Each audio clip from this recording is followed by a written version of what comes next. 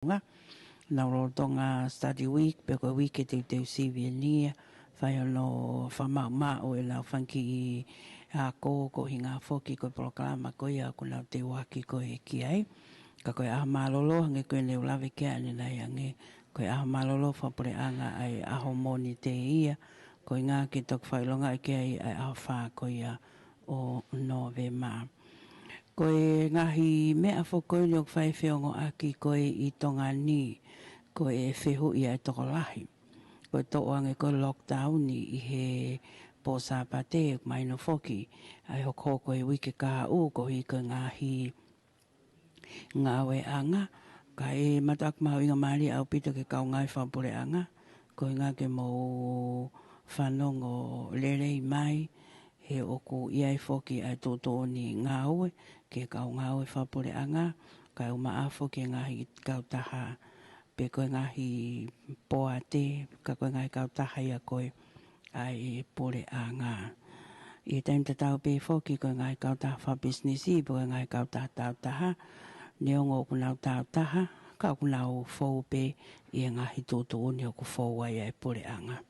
Koe koe ngahi business wha pore anga, pe koe koe ngahi kau taha wha pore anga, ka koe anga maheni pe ia o hafonua moa pore anga, koe hape tā ke kina koe o kwhai me pore anga, ke rei whaloko fua e taha kotoa o tonu lewa ke ngai kau taha tau taha, mai ngai business tau taha, ke nau faupe o whaita tau moia, he ko mau inga maari e tau te whito he ka veinga koe ni, o I whainga taa whamaman lahi koe ni. Pe akwa o pe ke ngahi siasi, ma ngahi sino, pe he whaito to oni, o kunau si popo ko tawa pe, koe hai angi mei he pore anga, pe ako popo mo whai e ngau e whakataha ko hi ka whainga taa koe ni. Tau mai a ka pau e toha to umaha ki COVID tahi vai tongani. Koe hau e COVID o koe kintoi hangea whawai wahe. Pe ko alu pe ia ke kau ngai whapure anga ka ikai aurea ke ngahi business tau taha. Pe ko alu pe ia ke siasi koe kai tuko siasi koe. Tau wakai pe ngai mea hoko I toa pure anga mo toha to umaha ki. Kai ki toi whakalau taha mo ua mo fiha koe kakai ko tau pe tau te whito tau ki whanua koe ni Tonga. Ai ai tau toko sii mo anga koe I tau mo ui mo I tau no fo o si mahino le rei pe ia kia te tau tolu hono kotoa. Koe mea ko ku whai ai fia he oku tuku whakaahoat pe foki. Ai ngahi Polokalama koe ni pe hange pe koe na o stalaki mai me Palemia ka o maa whake kabineti e pe heni pe whenga ki tuku mai I ngai taim whenga maari e ngai Polokalama pe heni he kumata akto koe ni pe ia ke o mui ofi mai te nga kakai koe o I whanua pe koe po mea mai ai Palemia sekretari pura pe mo sekretari kabineti e ka koka whanu whakakoko mai e tau Polokalama. O kore ki tau kamata. Matapa ki he taha mai o ne awhia e tau Lotonga. Matapa hen ki a Lord Fekau'aki mo ho oiki.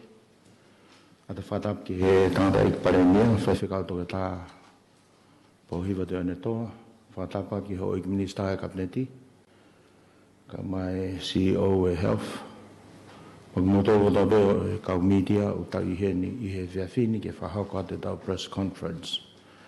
He kai te whaoloa te ukore heni o whawhi ai CEO e Health, Dr. Siare a kau ola, ke ne kataki mai o kamata e press conference ko ni au ki ha lotu kamata I he pongpongini. Malo.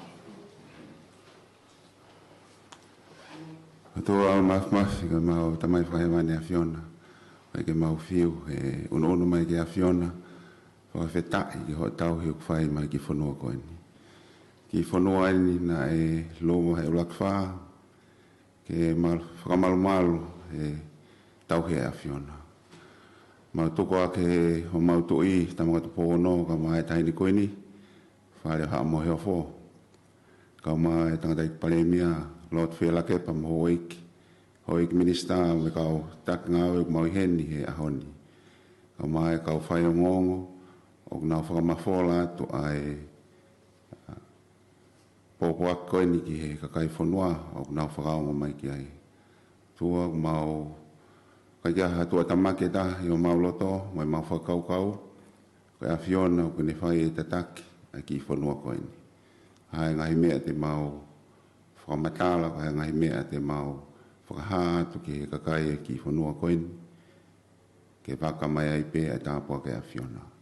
E koe mau loto ia, i he tui, i he wafa pe ho alo ko si suklais, ko mawha moi. Amen. Whamalo ki Dr. Siale Akauola, no whahau le rei e press conference e whiawhini, a kia lotu le rei nanta osa no whahau ko. I he tainimi te whaawhi e tangata eik Palemia, ke ne mea to whahau ko e mahu inga ko i e press conference e whiawhini. Malo. Whatape ki a whio a tō mafi e tau lo Tonga, tapu ke a whio. I te pōon, pe ke taini kuinina da spau, whare hoa mo eofu. Tapu mo e sea whare area mo e hoi ki nōpere ani a whio. Tapu ke hoi ki minister kabineti. Matapatu ke kau takilotu mo e haa whakalunga Tonga. Tapu ke tātai whanua, mo whiwhinei whanua o Tonga. Au mo mea mai he ope, me murina, ka mo Tonga i kin foki.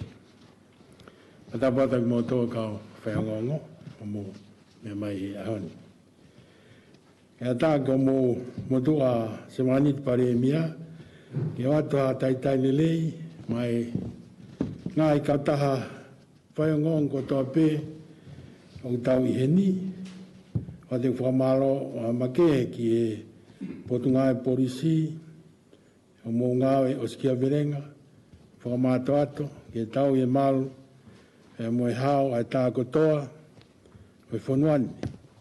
Whamalo ki e potunga e mo ui, whakahauka e whatongi ala, kai pē ki e whakahauka pē ai hu malu i, ki e tōlahi, o e kakai e whanua. O e ahoi ne whaa ku os, o ko tau mai ni ki ahon, ki he ahono ni mā.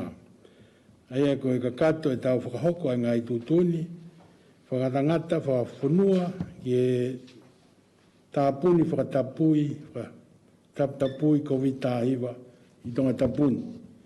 Pea ko atua e whakamārola, ki e kakai ko tau pē whanua, o mau tokoni me pōpō o tauhi a ngā i tūtūni kotoa ko whakahoko atu ki e malu, mo i lelei, me hao a tā kotoa.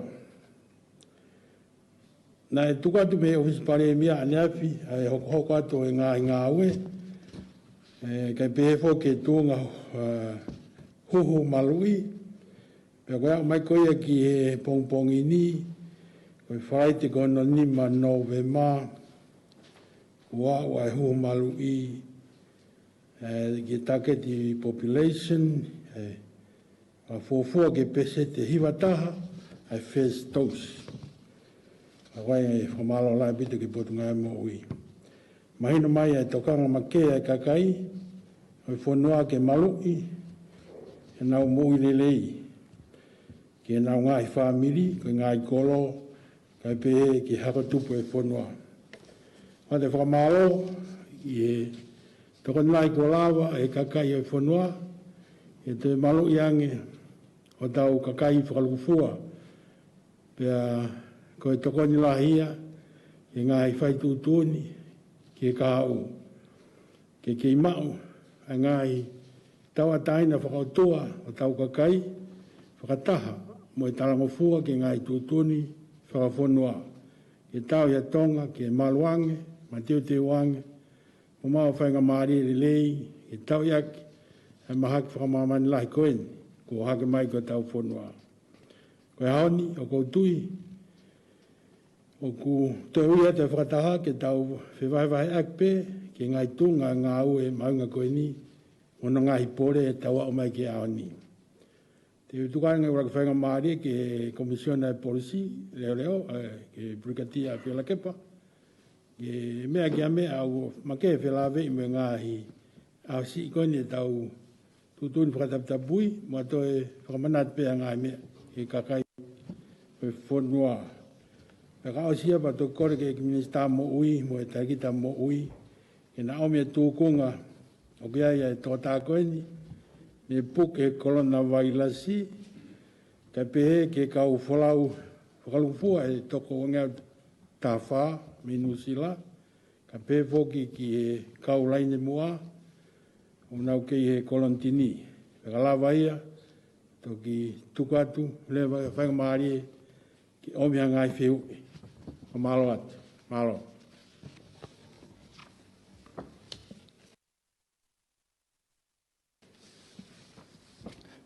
O malo atu. Kore ke hufanga e whakatapuna si whakahokat mei muan. Ka e o atpeha ki whamatala rono, whikakumui ngā aue. Ai puna polisi, ka o tawa na whiongo pia mo e ngai polisi whakolo.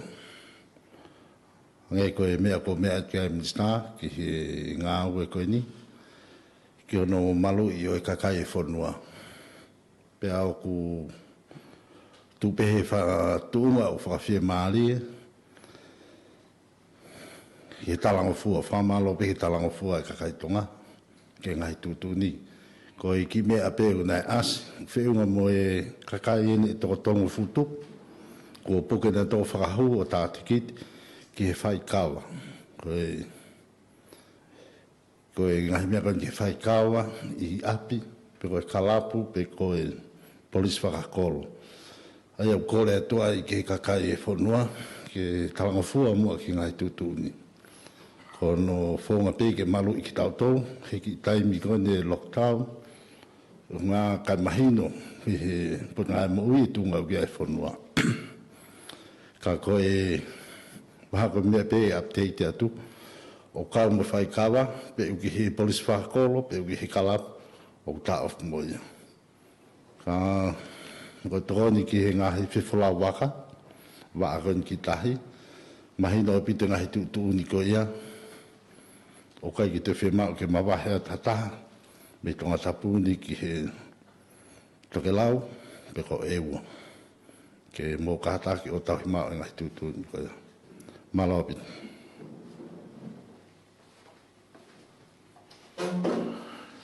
Whamalo ki e Brigadier, ka koe Commissioner Police leo reo. Te uwhawhe i heni a Dr. Siarea Kauola, ke ne hoko a te whamatala whakaigi ki koia ki e whiawhini. Malo. Malo pito hopanga ngai whakatapu. Ka tā ke te whaiataha ki i whamatala pe ki he kotupena mō o simea.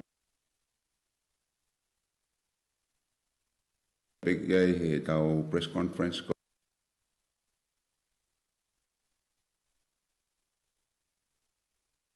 Koia i he whamui tahana e mō mea be e whai sivi. O e toka taha koe ni na e positive. I he aho aina whai koe he wikosi. Ki mua pe au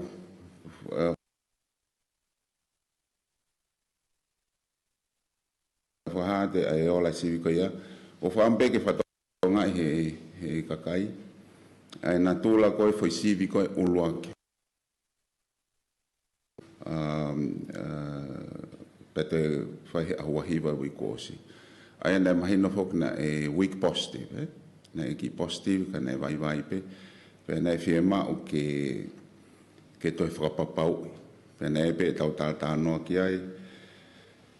E lava pe ke tupuen me ha konga o e virus ko os mate. Pe ko ha ki virus for all. Sai na tau sivile he monite o asia e o negative. Sai ko ne negative ko ia pe na asia e tau press conference hono hoko. Nei kai whai ke wha ha ke ai ko hinga pau ke whapapau. Ke pau ke sivi tu oa ke negative pe toki confirm o negative. Sai ko sivi ko nei whai ane uhu, ane nai, nei hau ia o toi weak positive. Aia ko e kako whaambeke ki whakamatala hen ke mahino, ai tunga ko ia he kuma o si ko ulai whaki me whaka teknikare ai. Ko kana e swaipe ai tala noa ia ki ai mo ka o team at the WHO na mau whai referral ki ai ahoni pe o whai mau tala noa ki ai Pea koe levo lo koe whahinga positive koe o toi ki vai angea he ulaksivi. Pea koe toi mea taha o asi he foi positive koe ni, koe konga peo virus. Koe virus koe no sivi koe no foi Chine ua, o whaia ke sivi, ai koe foi I mo N2. Aia koe toi tai mini pūri a puta I, koe N2 peo ke as float around. Aia o hange o ku whamoni mai pa te alge vai ange, koe konga penia virus ko mate.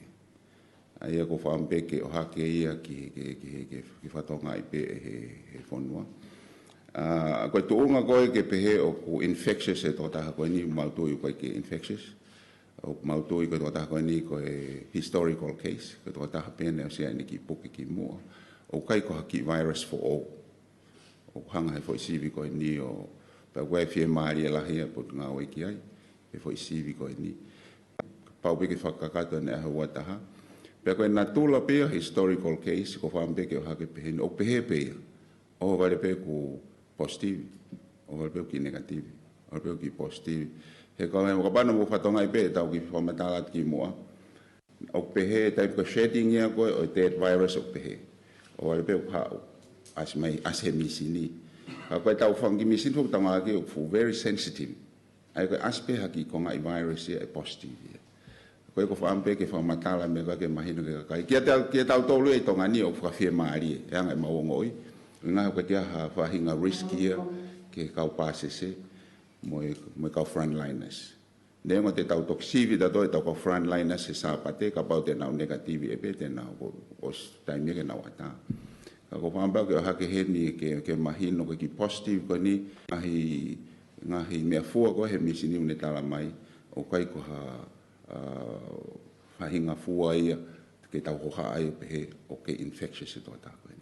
Malo ko ki kamata pia e whamatala ki he ola ko ia sivi a honi, ka tau tō hoko atu. Mai wheo. Malo kau ki tāna ki atu pe. Tulau pe mo I Palemia kau malo at whela kep. Pea kore pe ke hufanga he kuiai ai keisi. O ko moilelei au pitope. Kai pehe fo ke toenga o kau pāsese. Kai umaa ai kau frontliners o nau nofo I loto whakataha mo kau pāsese kone uange au taha nima. Ai ka toko taha fitu I tānoa, toko taha ua I makeke, pea toko valu lewa nau tokanga I kina I keisi I loto I e whare mahaki ko ia I mua. O ku tau salute ka atoa ki he kau frontliners koe ni. Pea whamalo lahi ki he ek tau pure, ka mai ek tau, mo kau tau ene awhio, ni sa polisi, ka mai kau polisi, tā mate awhi, ka mai kau toke tā, mo kau nesi, mo kau ngawe, ko toa pia pot ngai mohui, ok nau loka, nofo mau I loto, whakataha, mo kau pāsese whakalukfua. Kai ki ngata pe whokia ika koe hola le rei koe ni e tau hoho malo I, koe whamalo lahi atu ki hau eiki mo ka kai whanua, I he tākanga e tau whohe, pēu gei ai amanaki le lei, e te ke I mālohi e tau hoho malo I ke ofi au pito pe, ai tausifika o raki ke pesete te au, he tau I he hohiwa ngofulu tupu he tainimi. O gei whoki ai wakai wha maman lahi, ke tō ai whautua koe ni lahi I a tek nau tolu, o I kai ke nau hoho malo I, ue sia lahi e nau mo'ui. I ngahi aho e tolu ko hili na ku kawat ke whataha lahi, whamaman lahi ai kautaha ICN, International Council of Nurses, o kulaka hake I he toko taha kilu, taha mano ni mawhe tupu, ai kau ngā ue I he pot ngai mo'ui ko nau pekia, I he tōko ini ai COVID-19. Kau kei whakamā opo pe ai ngai whakamatala. Ai ia I tongani whakalukfua. Aki nau tōru I he pot ngai mo'ui ko nau pekia. Pea fie mao whoki I tongani ke lava maha tau ka I ngā o whakahoko ai huhu malu I he kono ui ngā e lahi ange whainga mālie ke nau puke lahi pe nau takoto whare mahaki. Pea ia e whainga mālie ke wesia ai kau ngā ue e pot ngai mo ui. Ko koe wakai atu peki he kahau, ai fie mau ke tau nofo ma teu, koe tahia ka veinga ko fie whaai ka te tau tolo ho iki mai kakai o Tonga ke tā kahau te ria na to iai hataha e positivi i he kaupasese wangeau tā wha, he na nau wholau mai me whanua. Ha tau to e whakahoko ai lockdown, ok fia mao peke tau nofo ma teu atu i he tainimi ki he kahau. Pea moe toi whamanato atu ai pe, ai ngai tu uni ko ia e pot ngai mo ui ke mau inga, ke whano, ngai mo ui haisini ko toa pe, nofo wā mamao, pea moe nofo whakatoko lahi, fu fia mao au pito ia, ke hoko ia ko no molo, i he anga e tau nofo whakaaho, i he ko eni, kai pehefo ki he kahau. Malo. Malo e minista i he whamalala ko ia.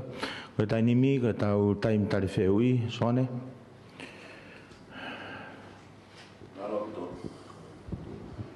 Malo pito koe uraki wheui pe ia, ko whenga mau ki eke kia ipe, ko eke peke CEO, ka mahalo pe ka statement peke ki hanga whakamalo hi mai. Ko mahino pito ho whakahoko mai ko ia na e positive, pe alo negative, pa kone te weak positive. Ko mahino ki he levolo kone kau whai ngongo, utoi ki asi mai pe kau kei pepe. Mahalo pe koe whimau ke whanongo kia kakai o koe ke nau whanongo lelei. Ke whakahoko mai, koe ola melie o e ne tautou hoko pene he ki matapure, koe ne huhu tu oua. Ke whakamamawhai mai ka pau na ikai ke huhu e ki matapure koni, na ia e ola ke heia. Koe ulaki pe ke tau ke whamamawha, si o te kot mo whai whikaua. Na e ata mai koe kau frontliners pe hoko mai koni i he waka whamui mui, na te puke atu mo e kau ngā ue o isolate 21 days, ahoe wata.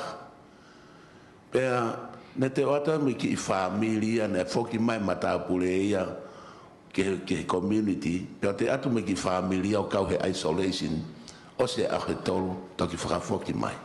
Koe whehu i pea, peo kia haki allowance ke kakai kou te o atu koko koe, e fo i waka tatau peo tau tara noa ki ai, ke lawe ai ai family kono koe na te awa isolate whika ua. Koe whika tolu, peo kia hapalani ai pule anga, ke waka koe te hoko mai, koe ha a e nau whela lawe, peo me whaunga e whai aki hono o mai, whika wha o whehu i wha mui, peo kia i hapalani ngā ue e PSC, peo me pule anga, ke tau kau ngā ue se wani civile koe o nau i tu o pule anga, ke whaunga whakafoki mai ke nau te whoki mau ngā ue, peo te aha pea mea au kai ke kakatoe. Maro. Maro soante tare tae Fekau'aki. Koe ua tolu whaa sai ke tukatua ka Chief Sec mo Paula ke na whaingai. Koe umone au pito, koe mea mahu inga au pito ke whatongai whanua e mahu inga huhu malui. Aia o whawhia maari au pito, ai huhu malui he mahino o malohi, ai toko taha koe ni, ki ne hanga taui, ai virus nei ai. Pea koe ngai whakamoni koe, ne ngai sivia koe ni, ngai koe ulawe ane nai, o whakamoni i peia ko ngai konga o virus, ai mahino ko mate virus. Ai o kui whakataha pea ko historical, ko inga pea ko mahino ko virus ne o spuke ai ka ko hanga he anybody o tamte i pea te ia. Ai ko mea kuna mo vete pehe mai, pea te nau whakataimi pea, ai taimi e asmai ki tō, taimi taho ke asmai, ka koe uhinga ko ngahi ki konga pea, ko peke pick up pehe misini. Ka kumoni au pito, au koe poupou me whakamalo, ke kakai ko ia au whoki mai unau hou maloi. Me kakai tongani unau poupou ke hou maloi, he koe tau maloi a ngā pe. O tu ke te lava ke tau te hanga o to e whakaua i hou maloi. Ko ia saita e tau pauta e tau maloi.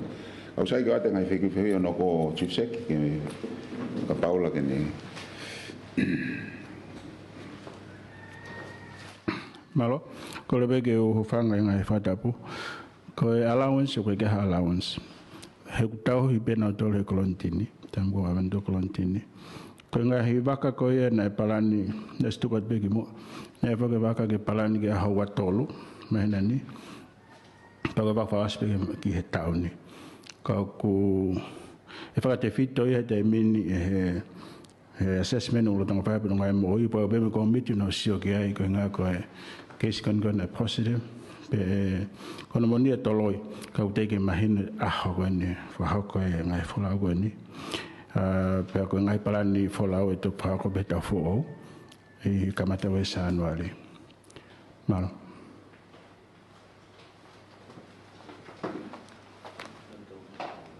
malo Sonic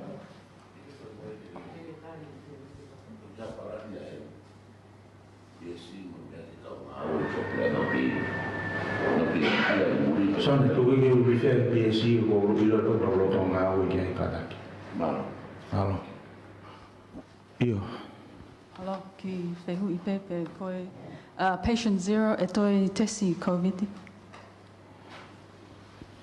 Koe manto fo koe patient 0 ia e ke inofo pe ke kakata ne ahua taha. Ai e ke fai pe e civic COVID ia ke ai. Ka koe hinga koe ne positive he ahoni e te lau e ne foi ahua taha fo koe protocol pe ke ai. Ka te mau koe toi ngai kau pase se ia o te nau ko alpena to he nau nomolo. Matu ko mai no pe te mau ko flu pe matolo ai he kai tok fai e to se ka hormoni ko ke infectious ia e lava pe ia ke treat ta tau pe me ka pase se ka ko winga pe ko ta foi face case ko ta foi even ke positive ko ta foi face historical case pe ki treat ke ka pa na e ua mahala te fok pe no mo Kako inga bega tau face historical case e ki treat special e tau. Ki whamama whai e te koe wika positive. Io. Teisa? Malo Chief Sec pe ko kolpe ki whamalmalu inga hi talawhatapu ne kamata ki whatahaga e whai te ki whehu i ko ni pa ko tomo a whamalo atu pe ki pungai mo ui hinga oe lele ko whakahoko i hono whenga ke makupusi ai ki vailasi koe ni. Koe CEO ka ta ko whehu i ngatona pen ka koe paupito toko ni mai ai administer ke toi ki ai ange ke matoak mahino au pito. Mahino au pito pe ai huhumalu i o kune hanga o whasi isi tunga whatu tamaki o e mahaki ka pau e mao e toko taha koe. Fefe ai transmission. O hanga e huhumalu i o whasi isi i ai tuunga level koe ke transmit pe mafola e mahaki me hataha kupu ke ki hataha ke. E te o waipe whaiwhehu i ne ono ka pau e te wai ai tahataha pe, malo. Koe o mone o pito ia, koe huhu malo ia, koe no hoi whatongia mahu inga koe ta ofi puke lalahi, moi mate. Koe transmission o ne holoki, ka koe ke ne holoko pe se te au. Te ne holoko pe a ka hape se te ono no, fit no. Ai au mahu inga i ke kakai koe o kuna o huhu malo i, ka pai whawhange kua ha case, i ha whanua, ke nau kei practice pe ai physical distancing, mai mask, ke ua futo au pito. Ko inga pe he kei lau pe ke nau transmit, ka uksisi yang e chance, kai kei lau pe. Ko tui he koe mea o lahi ai tāla whiri e toko lahi, ko hau whamalohi ai huhu ka pau o ku kei transmiti loa pe. Tatau pe hono pāsi e hatahau ku huhu pa tahau koe ke huhu. O kai ko transmission nia o tau focus ai, konga pe. Ko foi focus lahi taha o tau whengai ke oe puke lahi a taha, pe more ane moe. He koe taimi ko puke lahi a taha i tongani, o kai ke transmit, o kai ke huhu maloi. Ko ne hangai hafu tau pepe, ko tōpu whaiteri he vailasi ai, pa koe louti au fuulahi au pito. Ai tene lawa ia o te lahi angene transmission. Ko ki whehui o ko peka ataki e si eo. Lele ia pito malo. Ko ngā ko si o pēnia he way forward Koe lahi ai Palemia ngai whanua koe kunau o si tō ke mahaki. Koe whinga koe ke mapure I mawhola koe ai mahaki. Koe hae tau whainga ngā ue, ko mana tui pena whanau whehu I atu ki contact tracing. Ke pena o si aha whai hanga ue ki ha epi. Tracing app, wai whanga ki mea koe ia. Pena pehepe u whai ngā ue ke epi, ko hae tu unga koe ia I ngā ue koe ia kātake. Ko ki kora te tarima Mr. Ako, waka Ameriku kātaki. Ka behu whanga ka tapu o sea whaki. Koe keis whake koe nei hao koe nei wakai nei mahina o te peu I longa I loi pesea nei nofo ai mo ki nau tolu nei ofki ai. Hange pe koe pasi nei hekai mo ki nau tolu nei nofo whea. Ai nei mahina o pe e kau contact, tau pepe close contact koe o tō taha koe ni nei CV. Koe mea ko whai tō anke ai taim koe o kui tu ai me he control environment pe me he MIQ.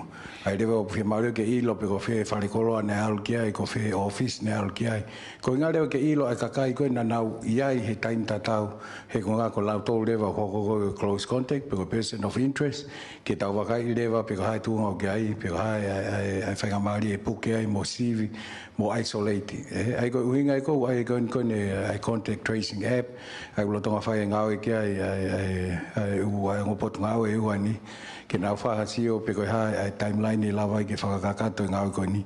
Ke lawai opa iai hataime I taupehe I he community ai mahaki koe ni. E lawa o ala mao mai a ki nau tolu. E ala pihia he mahaki I taupehe he patients koe ni. Ke lawa whahatunga ngāo makehe ki ai mo lawa o tātawhi mo contain nā toi spread atu. Malo. Halo? Malo. Foi fehu I whaasi I whikatolu upa toki. Si o kātaki ko kātawha molimoli pēnā so at pewhehu I koe ni ki mua ka o ku mahu inga pē ki pē lawa ki o mai ange hatari ki toi mahino ange kātaki tuunga whakai mea ngā ue mahino I whakai kau ngā ue na swai pēno wha mahino I o tau I he tuunga whatu tāmaki au ki tō pē I he toko si kau ngā ue koe mea ngā ue e lawa ke o mai hanga tonu whakawhika o ai whakapeseti mai koe ki tau ilo I whaiwhika kātoa mai whanga tono ange whakawhika misin kasa e whiha tau mohenga tokanga e kau mahaki e whiha tau whoiloki e whiha something like that whakawhika specifically pe lava ki tuku mai whamatala ko ia pe kai Io ko te mana o se mea pehe ki me staki mua ICU e nima ai o hitai minu ka melo pol ai ko ngahi o ko pe mo ko mu o fokia la pe ke ICU ai tolu pene o se ha ke pe ki mo ai la pe ke to wano ko tali ai kempe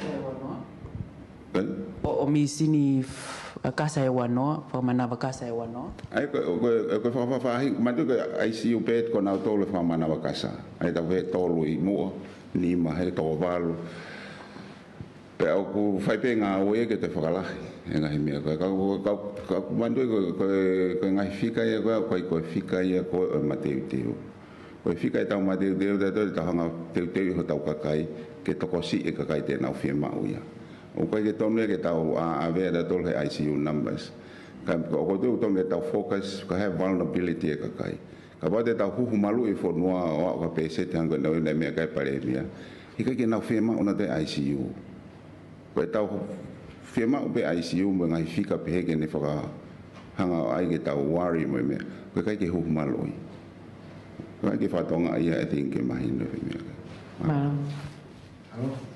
Esa? Mahaku ki tāna ki atu pe koe ki ta whaaki koe a ki nau tolu koe I kai ke huhu maloi Aia koe whakautua koe ni ufu mau inga au pito ke kau mai ki ai o whakahoko huhu malui. Na a hoko ia koe pandemic of the unvaccinated.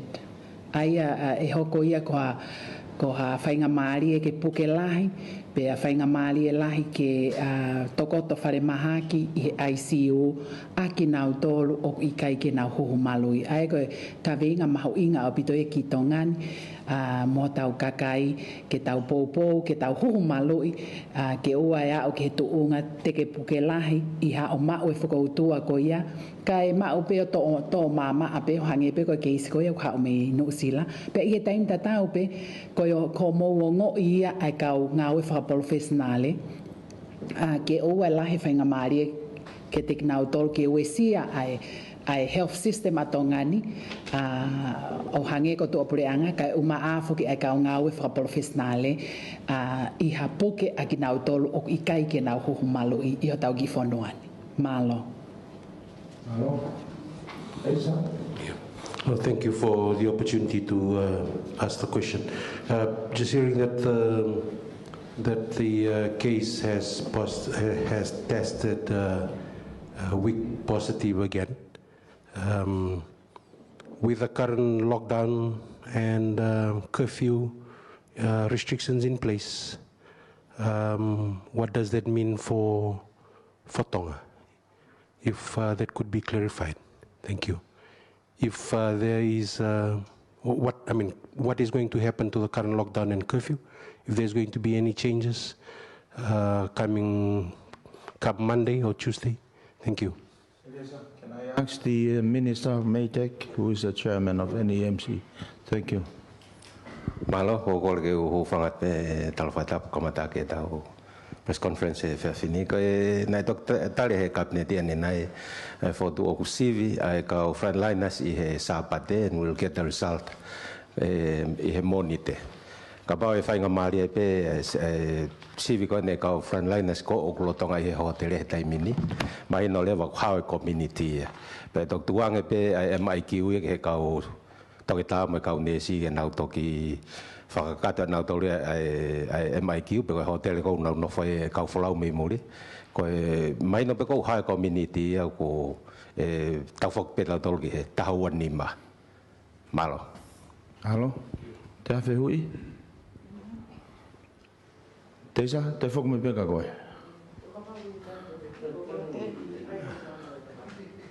Ladies first. Malo e Jose. Kata ki koe ki I whehui pe nia I he whamalohia koe ni oe kāti huhu.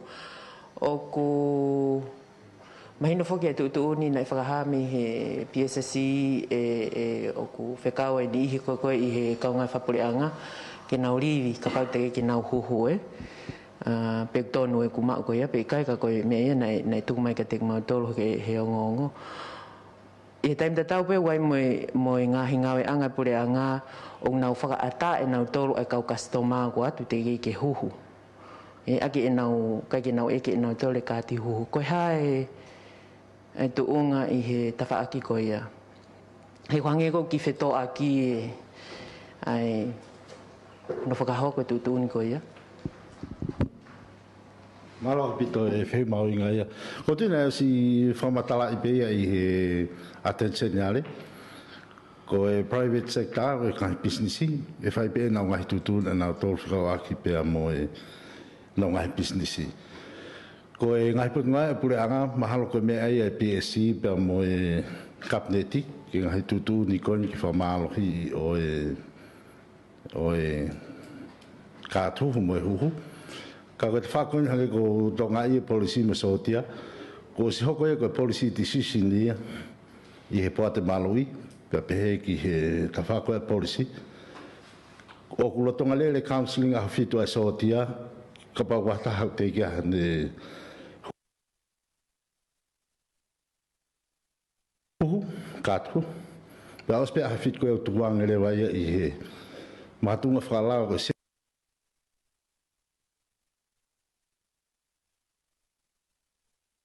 service no longer required. Ko whai whatongia o kai ki te whiepa. Ta tau pe mo policy. Unga he koe magatu unga e tau mai o pore ki tau whai whatongia. Pa koe ngai tutun whapure anga mo e tutun I policy. Angai pot ngā we mo pure anga. Mahala e tuki he kaunista ke he nau ta whakoe ke nau ministry. ka koe hako me pena si whakahoko koe he attention yale ki he private sector wai nau tutun pe anau tau tau atana ki ai ngai po ngai pule anga policy decision but was passed mo lao ki he huhu kau tau enforce poto a ngai lao kau mahalo ko lao ia ka toko mai lewa ki he policy side a ngai po ngai pule anga mau mau inga au pita ko no moni e pot ngai mo week fra hoko pe ai si ofi ta fa ko ni pa to hoko pe i he week ko ni ka hoko mai ka ko me a ke tauhanga manatui i he fale mahaki pe ko ngahi senta ki mo i pe ka kai ai o nau puke la lahi pe au nau foko utua pa tu la venga ngofua e nau mo ui pe o fufi ma au pito pe ai malu ke tek nau tolu he nau anke pot ngai moi mono tau hiki nau tolu he kau ngawe pe a fie ma au pito pe a ki nau tolu ko alang ke feitu uko ia ki he whare mahaki ke nau malu mo ki nau tolu na aiai ha whainga maali o ko aluangi ha taha ia pe a mohasia e tau kau ngawe me a whainga fuko utua ki e tu ke kaha o heko ki nau tolu pe te nau toi tu laine mua.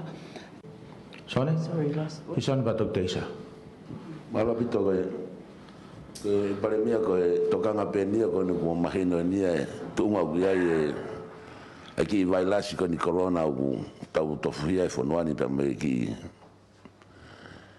tima ko ni utota u tonga ia ko nga penia tala no ki he lockdown be me hoko atu ko ai penia ke feituna ke awe pe kai ko no nga ka pa hoko te lockdown ko Peugia tokanga e pureanga ke ngai pisinisi tau ta private sector ya ki panga ke tokoni ya ki whakairia o ka pai ala to te loka ua ki pia whikaua ka pau te hoko atu ko ki wakai inoa pe o kia kau se wani tsivire o nau ngai whapureanga ya te nau wesia mwe nau no ke kau mwe pureanga no tokonia ke taha mwe no puke totongi puke ya hawhenga kore ki he pureanga ki pangeke ke ki holo ki interest puke ya hawhenga tokanga pe ko ki mea pe fai ki fe mauna fe fa ke ko tau hoko atu pe ya wesia ngai sektor tau taha pe me tatong banke ka nga fa pureanga malo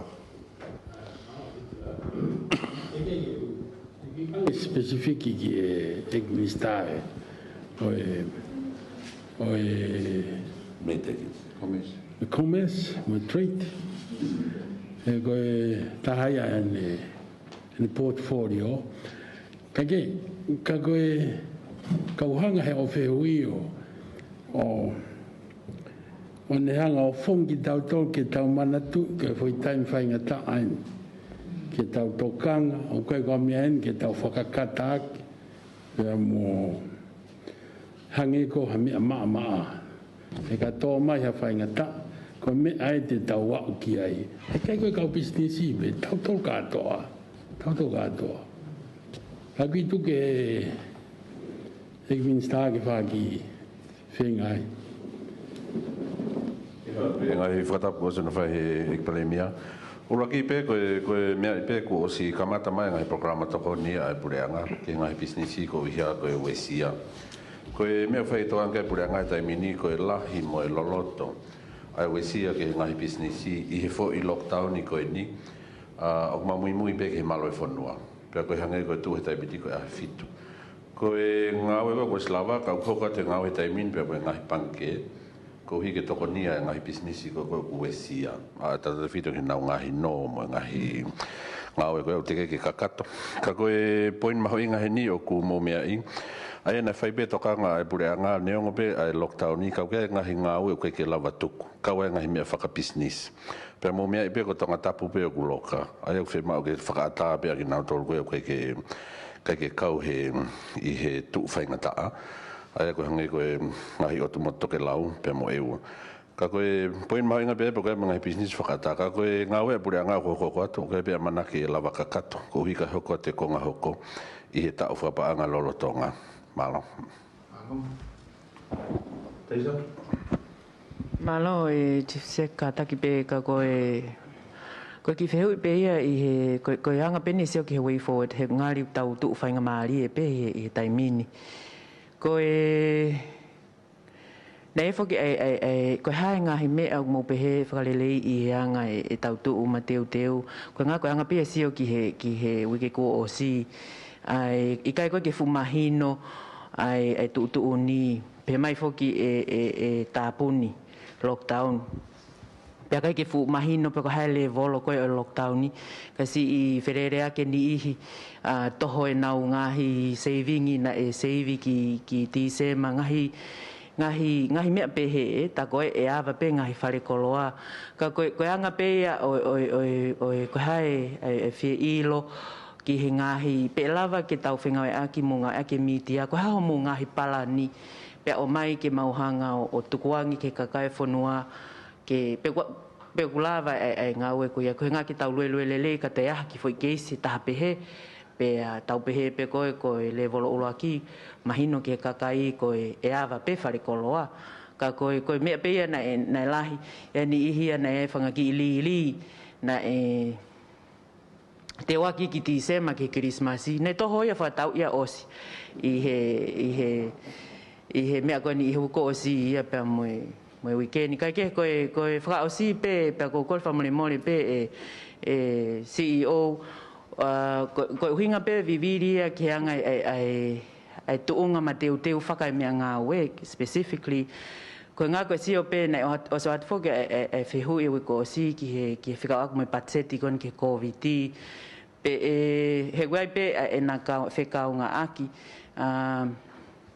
ai uhinga ko whai e i lo ki toi ngā koe ngā hoku o ko anga pea e sio koe hae tau toi ngā se niti koe ngahi ka pau koe anga ina ngahi teu ngahi mea ngā we pe mahino pe e tunga koe tau iai ka koe anga ia e wheu i mo koutui e tokoni au pito ai tangata i Palemia no tari mai ta whako ia na ki pehefo ke ko si o kuiai he ke lava o mai ka e lava pe fai si o ki ai ke toki pe whainga maari e whakamatala ko ia ki tuku maha taimi ka te kumautolo ke whakahoke kakai malo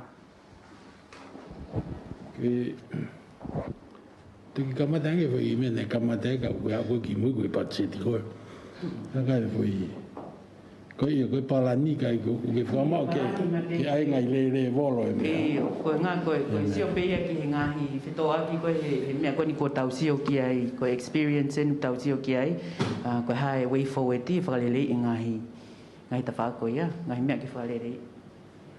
Pea koe hao mu palani pe lava ke tuku mai ke mau tuan ke kakai. Koe mone lau ka ai ai o koe pe palani e kau mone ai koe o koe ngai me ai o kei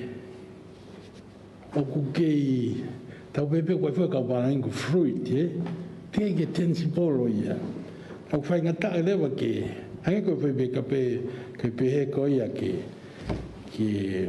hai lo ai foi lockdown ni Pakapana tau loka tau lue pepe me ne ua pe foke on argument. Ai koe tam koe ne whakahoko mai ne pena tau tau loka tau ni ai pe. Kapana koe mau whakau hoko mana loka tau ni ai koe ke o tiki e hoko.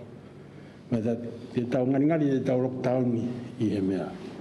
E koe ai tō. Pea koe whakatape mo u testing. He toki malawaia o maa upe he.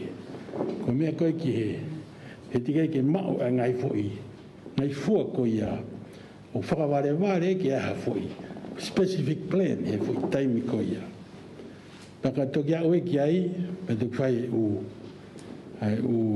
whatutu mai, pe tau alkoe ne foi wike koe e taha. Ai foi mea ko ia. Ko pe koe ki he patseti. O te koe tari le lei pe ki ai, o kui ai pe patseti ki e tau ngāwe o kwhai. Koe statement o mea kotoa, koe mea koe ia o ki loi pe.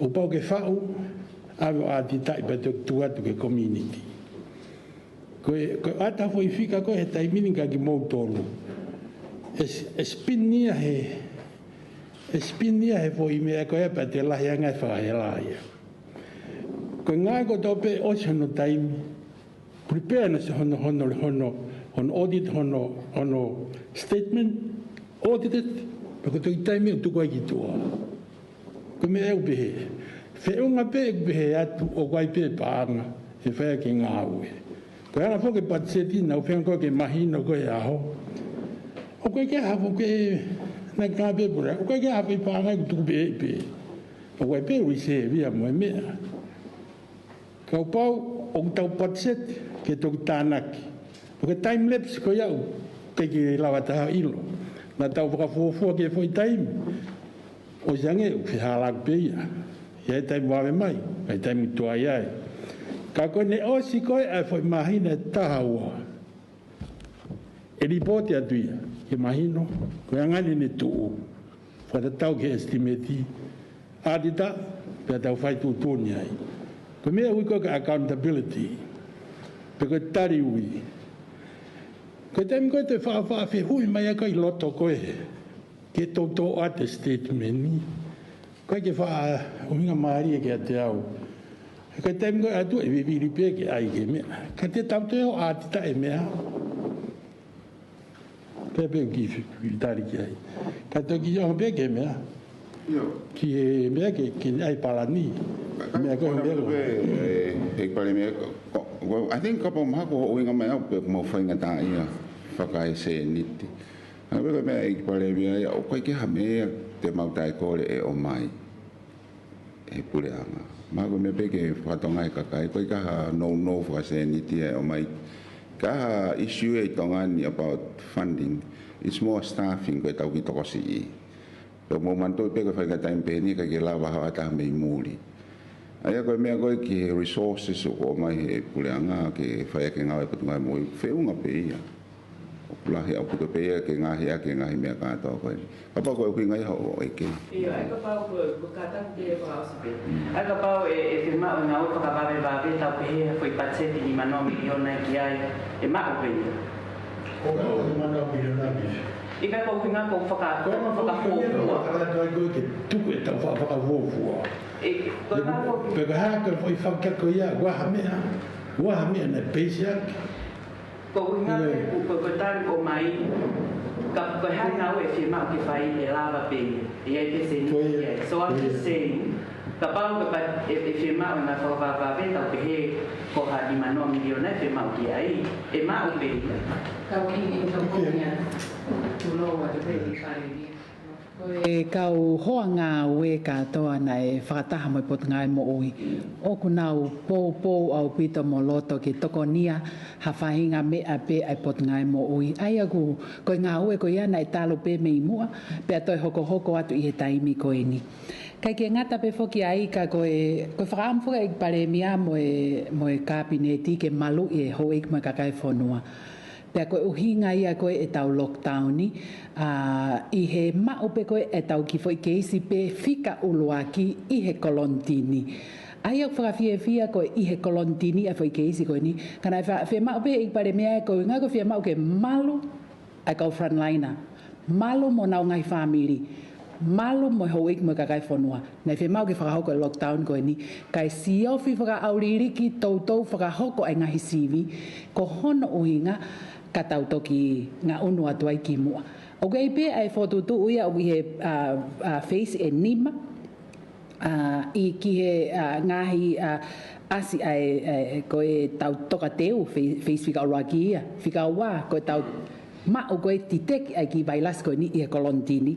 Pea o pe fokia ke taimi o hoko ai ha crisis i he whonuani. Pe koe mafola whaka community. Ai koe mafola whaka community ai ni o koe taimi a koe foi hard lockdown. I he palani ngā oe. Ka koe uhinga koe ni tau lockdown koe ni koe fuafua keisi e ni ke tu uta mai ko tau ki whonuani. Pa fie mao pe ik Palemia ke malu taha moe. Moe pau taha. Tau te whito ke kau laine mua na nau tu laine mua. Tu lawe angofua ka o mafu ko nau ngai whamili. Malo. Io come tali fa memoria di mua che tali di stato. Pe tali tu le fine ko ni ko se pa na no miliona stimulus package pura nga tonga na tu mai ki tali ya ki hafa na kave na hafa me o ko fo mo ko ni ka to fa ki ka te ni sta ko mi ni se pa na no miliona ni ta wo no wa ta ka u le fa to miliona ko ko te fesi ko ko ta ni ka to pa na ya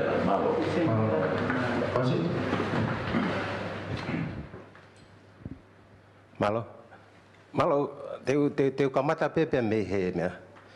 Pe me he konga ko ki he lockdown ko he mea. Te mo mea pe na ki he lockdown ko nu tau tonga ia he tai mini. Pe mo lockdown ko na tau ia he tau ko si hui ke wa ko tau ko si. Ke lockdown ko ni na fai pe ko ai CV pe fale mai ai health. Pe o mai ki he NEMC o mai ki he kabineti. Pe tu ko he kabineti o whakatatau pe ki he risk ko o ku i he whanua he tai mini. Nai a hau ana tu ko ke fai shopping i mo umea ka to ko ia. Ko tau ko si nega ke to ha fai nga mari pe. Pe ko nu hange ko tari ko fehui anai. Ka ba ngari fai nga mari ai pe ai CV ko ne ka frontline na si una lotonga i he hotel he tai mini o fai nga mari o negative katoa o determine he health o ku i ka ha risk ke community e tuang ele va tolu. Ko tuang pe ko pa to mo lockdown pa ka ba e positive hata hai. Pa mata hoko at be ai lockdown pe fai mo sio ke risk ko ke community. Ko pe he ko e ai ha u fie mau he tai min ma tu na ko pa che te tau ko si. La he o nga o e na os Fekau'aki aki ai silini ko ia. O mate te mo fatonga i bela ai lockdown kon he tau ni ko ke te loka ha extra whakamore fe ia i he response kon nai whakahoko pe ka to pe hange ko me ko na me ke minister mo ui ke he pe silini ai tokoni ko silini tokoni ko me ngau e pon ngai mo ui o mai PPEs pe mo utokon ke na o mai o ke vaccination he tai mini pe ko tu nga ko tau ia i he tai mini whakataha mo pe se te hivatolu ai CV he me he tau taha walu ke olunga ma pese te walu e tau taha wa ke tau taha fitu e tai min pe mo fa fo ga pot ngai mo i he ka ke toa tau fu fra mo le lahi tau tolu ia fa da tau ke me pa ko ngala hi fo ke silin ko na tu fa tu ke ngai business ko na wesia ka wai mo ka nga we na wesia he private sector fa ta pe mo pure anga mo upoate ka ke ko tau ta no fo ken ko nga ko no e ke ko pacheti tau hono ngawe mai aki ke tau preparedness pe me tau go si mono compensating na tol ko na wesia mo wesia hoko atu hanga ta fa kon ki he taki mama tau mo me pe mo tol ko ke tolo i to ya hotel le he taimin to ke pe on hotel la hi ko no lotonga fa ai repatriation ai no fo ko ka o mai me muli mal ko me ko ke pe he ke to fe mau he fonua ha pe lava mau hani mano miliona ke fa ka foi respond lahi o he ka ke to ha full response ya ki ai o tau tala no be tau tole fangi me iki ke lava be o fa ka ko ma ko point ma inga na fai a teu me tau ko sio tau o mai ke tau kon wa tau case pe ka fo ke ngata ai o mai ka kai hen ki ti fea be ai o mai kon a ho tolu fai ngau ke por ngau mo ui ke nau sio ke u feitu he ko repatriation fai fo ke am he u fo no o ka community transmission I almost zero risk I feitu ko to pe au na tau repatriate me ai hono mai ko ka kai unfortunately ki foi case ko ni ku hoko ki me ai ta ko ki community transmission ni i Christchurch ka ku to mai hono mai pa mai ko ne tau case ko ni but we don't expect to lahi fau hafu ke be ha waka ma wa to ko nima ka pau e ke maintain pe tau fo ke pe tau to luia kon to ki i kai ka community transmission ha feitu pa to ki o mai me ho tau ka kai mal ko ki fa matala fa luku fu lo be ha o me malo e ki toko dai be mal ko ke taunga i amore lai ben i time ko hogat ko ni on o mai ko on fet ku tu mai tau ka nga o me o tau e ku pa me fo ke to tom ko fe fra mo le va ia tal ben e tau ka mata mai ai foi to tong i fra ma hina ko ia e na no fo ko ia i ngai hotel nai fo no fo ke ni ai tau e pasifiki ne kamata mai na no venga i fare holo pe tato i kai no fo hotel na to tai ngai fra mo le lai o me Ako si penatawanga poko whalelei pa mo whekua makeke. Makeke opsotia. Ki e wai tau rotonga whaita mini ai area pa mo kupesi. Koe foi ki mea ta tau peki o mai ko ia ai ho tau kakai. Ko mea koku nau koe ai koe pe koe fotu ma koe ni manoa mena te eke te poko ma koe ni manoa mi whanonga kakai. Upau ke te koe te whikau te ai o wāno whainga pieces mahino. Hake e kātau whamoe moe me. Maro.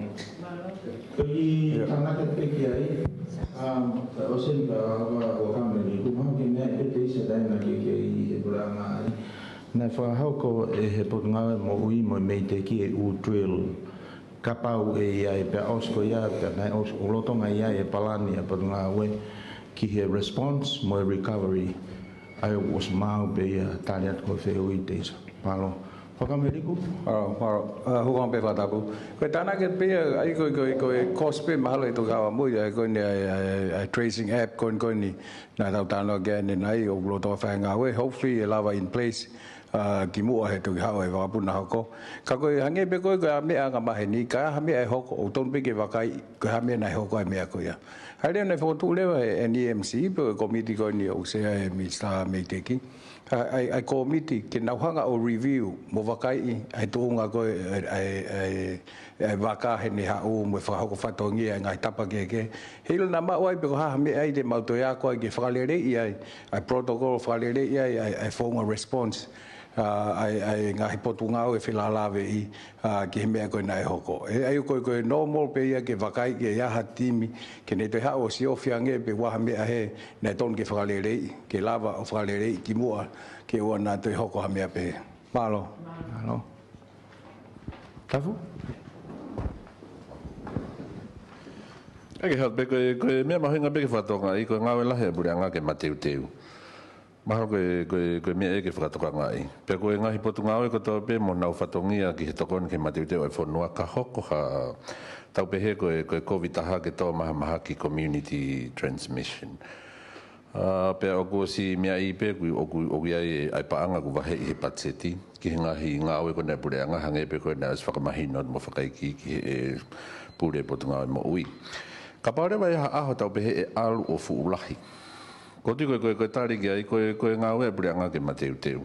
Pe ka pau koe fie mau ki he fuulahi koe o kui tu ai he paanga ngāwe pure anga ko o sitari. Ok, be whonga ngāwe ke pau ke te whoke pure anga ke wharearea o whakatu ke whakalahi. Ko hi ke lava. Ka ko tui te tau tatau ko toa pe koe maho inga ke pure anga ko ne ngāwe te mini ke mateu teu. Ke mateu teu ke malu i whanua me mo ia kakai. Pe ka pau koe maho inga ki ai o hange ko mea Palemia. E lava whakahasino mai koe whiha, pea oku lava oku ikai ke au ki ai e mateu teu e pureanga. Pau ke whai ki ngāwe ki ai. Koe mea maho inga koe ngāwe pureanga. Malo apit. Malo. Te ata? Sone, ngari utau meri.